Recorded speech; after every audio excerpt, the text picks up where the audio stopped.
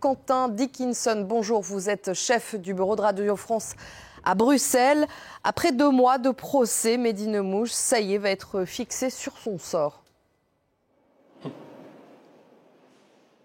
Il va être fixé sur son sort, mais pas tout de suite, car c'est une particularité du droit judiciaire belge.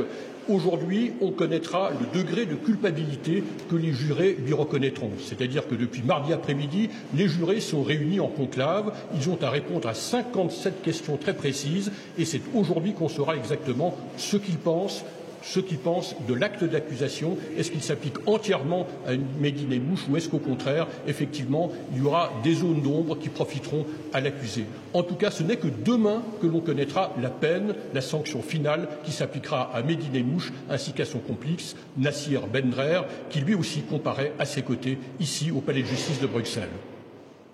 Quentin, c'est un procès quand même assez singulier qui s'achève aujourd'hui.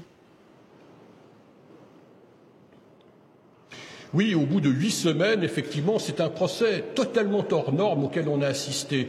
D'abord par le caractère acerbe des débats, parfois surréaliste d'ailleurs, et aussi parce que les parties civiles, les proches des victimes, ont beaucoup protesté quant au système de défense qui a été mis au point par l'avocat de Mehdi Nemmouche, Maître Courtois, qu'il juge indécent et totalement provocateur.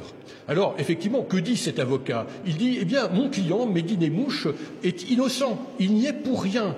D'ailleurs, il n'y a jamais eu de massacre, d'attaque anti-juive au musée juif de Bruxelles. Au contraire, il y a eu, dit-il, une exécution ciblée de 2 agents secrets israéliens. Alors évidemment, il ajoute après, il y a eu un complot ourdi en Iran et au Liban pour faire porter la responsabilité du bain de sang à mon client Mehdi Nemmouche, mais en réalité, il n'y est pour rien.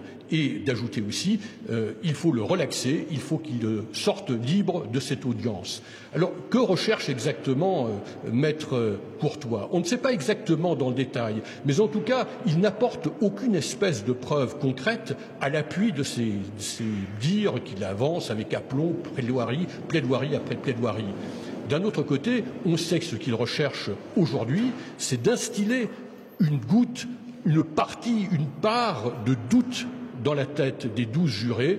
Et vous le savez, en droit pénal, eh bien, le doute, c'est cela, doit profiter à l'accusé. Et nous saurons tout à l'heure s'il a convaincu ou non.